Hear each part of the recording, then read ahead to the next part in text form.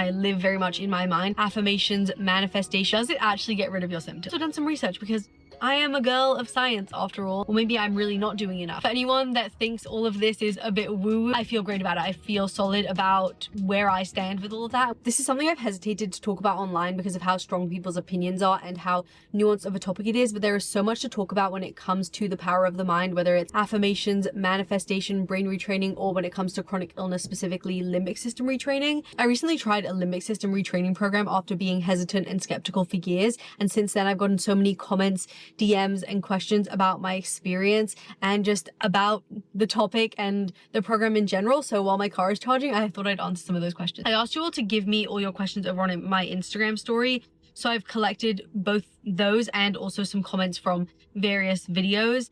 And I've also done some research because I am a girl of science after all. I always believe that if I'm going to try something, whether it's a treatment, a medication, a program, whatever it is, that if I don't at least believe in it, or at least believe that there's a possibility that it could work, then I'm like, there's kind of no point doing this. I need to have at least some belief in it, whether it's the placebo effect or even just having that peace of mind. So I thought I would also give you some scientific evidence in case you haven't heard about why limbic system retraining programs supposedly work. So to give an overview, I wrote some notes and I'll also link a couple of studies that I found below. The overall aim of a limbic system retraining program is to reduce the chronic stress and threat signaling that happens in the brain and that often develops when you have a chronic illness or when you've had a lot of trauma, whether that is psychological or physical trauma happening in your body. And the core claim is really that repeated illness, trauma, or stress can condition the brain into being in a persistent sort of danger mode, even when there is no immediate threat. And so these programs try to reverse that through neuroplasticity-based techniques. And neuroplasticity is the brain's ability to change its both structure and function through learning. So every time you have something repeat in your brain, or you're learning something or sort of rehearsing something, it creates a neural pathway if it's new, and then every single time after that it reinforces that neural pathway. And the strongest neural pathways are the ones that are the easiest, sort of like a habit. Once you practice a habit enough, it becomes the default and it becomes a lot easier than it was when you first started doing it. One of the big bases of these limbic system retraining programs are around nervous system dysregulation and helping regulate the nervous system. And a lot of people with chronic illness have worsened nervous system dysregulation. It's sort of like chicken and the egg, which came first. Some people believe that a more dysregulated nervous system can make you more susceptible to chronic illness or to worsening chronic illness, and also that chronic illness can cause a more dysregulated nervous system. And when you have stress, which can come from having a dysregulated nervous system, that can worsen immune function and inflammatory signaling, which then feeds the chronic illness again. The definition I found online of brain retraining specifically, which is what most of these limbic system retraining programs use, the practice they use at the core of the program. Brain retraining means teaching your brain through repeated mental and calming exercises to stop reacting as if your body is in danger all the time. And over time, this can help your nervous system settle, become more regulated, and can then in turn reduce symptoms that are worsened by the constant stress and over alertness and overreaction of your body. In the studies that I'm going to link, these are the most evidence-based concrete studies of limbic system retraining programs and brain retraining specifically. But what I found is that a lot of these programs, they research it for chronic pain, and the efficacy is in line with chronic pain. I've certainly had friends that had chronic pain and have done these kinds of programs, and it's really helped them. And we know that a lot of pain signaling happens and is perpetuated in the brain. And in the second study that looks at chronic illness in a more broad sense, it says well-being increased as the conclusion, which doesn't concretely say that people's symptoms were reduced or that their reactions got better. It really is just saying that their overall perception of their well-being and their life increased, which could simply just mean they felt happier and more joyful, which personally, going into trying a limbic system retraining program, I was at the point where I do really acknowledge the impact of our minds and our perceptions on our life, and how, even if symptoms of a chronic illness doesn't change, that how much better you can feel just based on your perception of your life. So I went into it open to the idea that that would also still count as an improvement and a benefit. Now, getting into some of those questions and comments, sorry, that went quite long, but I did just want to give a very in-depth overview because I did get a lot of comments, and I also know that before, when I was exploring these programs for the first time, I didn't really know what they were about. I felt like it was very hard to understand what thereabout just from looking online. First question, how did you choose the program you chose? I'd heard about different programs. I'd heard about two main ones, the Gupta program and DNRS. I'd done research into both of them. DNRS seemed a little bit more scientific based in terms of the way that they speak to you, whereas Gupta was a bit more like talking about mindfulness and a bit more spiritual, if you will. And the practice seemed to be at least an hour a day, if not more, of just brain retraining. And that just didn't appeal to me. I wasn't inclined to do it. I had done the introduction of the Gupta program and it just didn't feel right at the time. And like I said, that to me, that intuition and that feeling of what feels right is really important to me and is a big driver in what I do. So I waited, and then about 5 months ago, I heard about Primal Trust, which is this newer program. And what stood out to me about it is that it's much more somatic focused, which is something that I have been in the past year really focusing on. And I'm a very over analytical person. I live very much in my mind, and I'm trying to get more into my body and feeling what's happening in my body, focusing on my emotions, not immediately jumping to analyzing my symptoms, and more just feeling and understanding how they feel in my body, both for symptoms and emotions, and just what's happening in my life. And so I really liked that they described it as doing not only a top-down approach like these other programs do, but also a bottom-up approach. So that appealed to me, and that brain retraining, although it is a focus, is actually the secondary aspect to it, and that before you even do the brain retraining, they have a huge focus on nervous system regulation and really giving you concrete tools. So that appealed to me, and I decided to sign up for it and start it. And I have been doing it for the past 2 months. They actually have 2 levels. So I finished the first level. The second one goes into other things. It's more of like an ongoing mentorship, as they describe it. But I learned a lot from it. I learned a lot about details of nervous system dysregulation, of why chronic illness can cause that, and then why nervous system dysregulation can make chronic illness worse. And then also specifically about MCAS and POTS and dysautonomia and all the various things that I have. And I really realized how dysregulated my nervous system is and has been for honestly as long as I can remember. And I started to pay more attention to that in my everyday life and use some of those tools that I was learning, whether it was a pattern interrupt tool, which is one of the first tools I learned, where when you have symptoms, you don't jump straight to overanalyzing them. You really feel what they feel like in your body. Breathing exercises and different movement practices for nervous system dysregulation so that you can start to regulate your nervous system. I did those for about 3 weeks before I got to the point where I was doing the brain retraining. And the brain retraining, there are many different ways that you can do it, but the overall idea is that first you become aware of what it is that's happening, whether it's a symptom, a thought, like a negative belief pattern about your life, or something that's triggering you, and then you become aware of it. You notice how it feels in your body and in your brain and what place it's holding in your life in that moment. And then you do some type of grounding practice that ultimately aims to elevate your emotions, to visualize a different future for yourself and a different possibility for yourself. I tried various of the different options that they give in order to find what I felt works best for me. And now it's been about a month since I finished the main module of,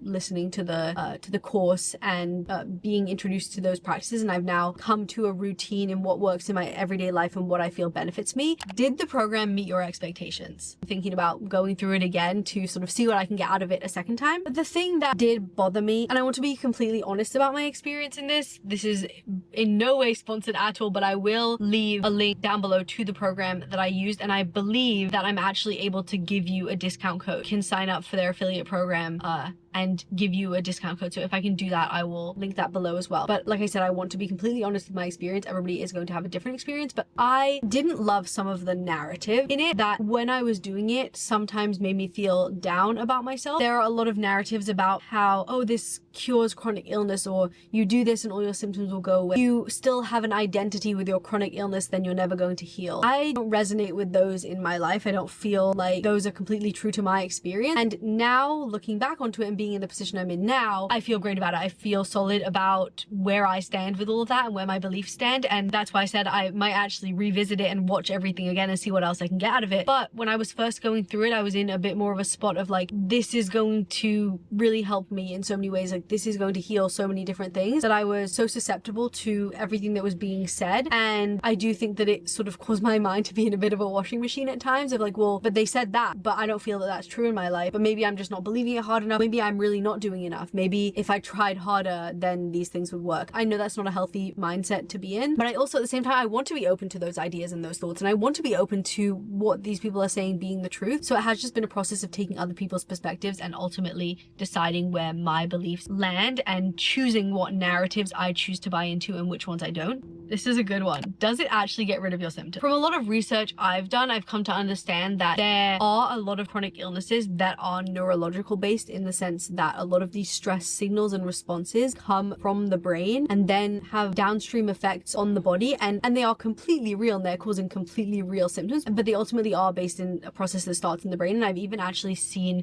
some research on MCAS and sort of different forms of MCAS or different triggers for MCAS, that and some of which do start from an overactive stress response in the brain. And so my perspective on some of these narratives that I heard in the limbic system retraining program are that yes, if you have a chronic illness that is primarily being caused by something that starts in the brain, whether that's MCAS or something else, then yes, these programs will likely have a huge impact and a healing and a curing effect. But if you don't, then there's going to be a limit to how much benefit that you'll get. And so it's ultimately a decision of whether or not you feel that that benefit that you could potentially get is worth it. And to me, as I mentioned, even if it just made me happier and my perception on my life better and more joyful, then that works for me. The next question is, did you have any noticeable decline in food reactions with nervous system retraining? I haven't had any noticeable decrease in food reactions or even symptoms, and in some ways my food reactions and symptoms have gotten worse since I started, but I have other theories and reasons and explanations of why those things happen that are completely unrelated to doing the limbic system retraining program. But the thing that I have noticed is I am starting to see an increase in my nervous system regulation and a decrease in my nervous system dysregulation, and just a greater capacity for stress in my life, a greater capacity to deal with my symptoms and to deal with flare-ups and to deal with things happening, and more tools that I can use on a daily basis, both prophylactically in my daily practice, but also when I do have symptoms or when I do feel stressed or when I do feel anxious, just to deal with things in my everyday life. Going through the program made me realize that I think a lot of people have a dysregulated nervous system, not just people with chronic illness, and these tools can help anyone. And I now feel great that I have these tools that I can potentially show to other people and give to people in my life that could potentially help them. And my hope is that in the long run, this will overall decrease my body's stress responses and my body's ability to deal with stress, and that will contribute to my other MCAS symptoms and my food reaction. But I don't believe that it is the primary solution that will be at the forefront of reducing my symptoms in my everyday life, reducing flare-ups and reducing the amount of foods that I react to. I saw a few comments that I think are really great perspectives that you all had, and I want to share these with everyone. So this one says, I don't believe that thoughts and emotions can cause these issues, but I do think that they can make them worse. If your body is already on high alert, it's going to take less to tip it over the edge. I think it's similar to if you're in a flare-up. Pretty much any amount of trigger will cause symptoms. However, if your body's in a fairly relaxed, stable state, then it will take more to trigger those same symptoms. That's sort of what I was saying when I was describing how I think these tools and the limbic system retraining and the nervous system regulation will really help in my life. Is I know if I'm anxious and stressed, I'm going to be more likely to have symptoms. And so creating that as a baseline of something that I have control over, I can do these practices whenever I want at any time. It's not like a medication that I have to get prescribed and then have to get, and then there are lots of risks with medication, side effects, dosing, all of that. These are fairly simple tools that it either feels good or it doesn't feel good, and I'm able to choose that on my own terms and with my own control and do that in my everyday life. And I personally have had times where I feel very out of control with my health, and that's one of the reasons I enjoy doing these things so much, because I think that I get so much benefit from being able to have control over them and finally have something that I do have control over that could potentially help my health. For anyone that thinks all of this is a bit woo-woo, I'm going to read this comment for you. I completely understand where you're coming from when you talk about the power of positive thinking. It really does feel so like woo-woo, but there are so many clinical applications of it. I recently took a class to help manage my fibromyalgia, which a lot of people who have MCAS and EDS also have. A lot of it was really about literally rewiring your brain to help desensitize it. That's what these limbic system retraining programs are about. And people think that fibro is a psychosomatic issue because your mentality really affects it, but that's because how you think about things changes how your brain reacts to stuff, and your brain literally controls your actual body. Yes, I talked about this in a previous video, because every time your brain creates a neural connection, which is every thought, there's multiple of them happening, it transmits chemicals, and those chemicals circulate in your body. And so basically your thoughts create emotions, and emotions create chemical reactions in your body, and that affects how you feel. That's why laughter therapy is a thing. Smiling at yourself in the mirror, it creates positive emotions, and that creates positive chemicals in your body, and that is real. I think it's important, while it might sound negative, to remember that no matter how much positive thinking we do, we'll still have our chronic conditions, but that's because those chronic conditions were not brought about by negative thinking. They're just something to do with our physiology, but thinking positively can help ease some of those symptoms from the chronic conditions. I 100% agree with this. I like to think of it as layers. The first layer is the chronic condition. I have it. It wasn't caused by negative thinking, so positive thinking isn't just going to get rid of it, but the positive thinking can add more layers onto it and can add more of those positive chemicals circulating in my body. So that positive thinking is, again, just another layer that you have control over that you can add. Something I also learned through this process, I have a lot of anxiety, and I know that it does really affect my physical symptoms, but I've also learned that it's that perpetual cycle of my nervous system being so dysregulated from the chronic symptoms and the chronic stress and inflammation that's happening in my body and all of those signals in my body, that it actually creates a chemical state in my body and my brain for it to be easier for me to be anxious. And our emotional brains, which is the limbic brain, responds before our logical brains are able to tap in. So we're already creating those chemicals around the emotions we're having deep inside our brains from past experiences and those neural connections that have been made, and the strongest ones that have been made, before we can even logically say, oh, we're actually not in danger. And I think that is a huge aspect to MCAS, especially for me, and a lot of my reactions, is that I've now developed these fear responses. So sometimes I don't even know if I'm actually reacting to something, because the initial response is this fear and anxiety response that often brings up symptoms that can be very similar to and mimic a reaction. The last question for today, I would really love advice on dealing with the depression of not being able to do as much in life. I know it can be so challenging, especially when you're seeing everybody else around you being able to do so much more than you can. And I think the saying, comparison is the thief of joy, is so true. Oftentimes it gets you into that thought pattern of, they can do that and I can't, and I feel sad because I can't do it and they can. I also want to say it is very real and very valid to have mental challenges and to struggle with your mental health when you have a chronic illness, when you have physical health challenges, and you should not be afraid to get help, to want help, to need help. I have seen a therapist on and off for the past, a long time, since middle school, and it has helped me a lot. It has helped me to have that outlet, to have somebody that understands and can validate and is trained to be able to help you through these challenges. And it is just another tool on top of all these other tools that you use to come together to ultimately help you find what works for you and helps you live your life. It's another one of those tools that you can use in conjunction with everything else that you're already doing that will help you to be able to live your best life. It's often not going to be as simple as one thing is going to heal everything. It's all these different puzzle pieces that get put together to form that puzzle. I have always been a very positive person, a very optimistic person, a very glass half full kind of person, but I think for a lot of my life, I pushed down my negative emotions. I thought, well, I don't want negative emotions, I'm going to push them away. And I actually think the thing that has helped me feel happier is letting myself feel negative emotions and learning how to feel them, learning to feel through them and trusting that I'm going to get through them. And it's allowed me to have more of a balance and less resentment towards the negative things happening in my life and the negative emotions, and acknowledging that there are going to be ups and downs in my life and that my job is just to follow them and know that I'm always going to come out the other side. And when I do feel positive, and honestly, sometimes even when I don't, I choose to create positivity in my life. That is a conscious choice that I have to make all the time. It is not something that just happens. It is an effort.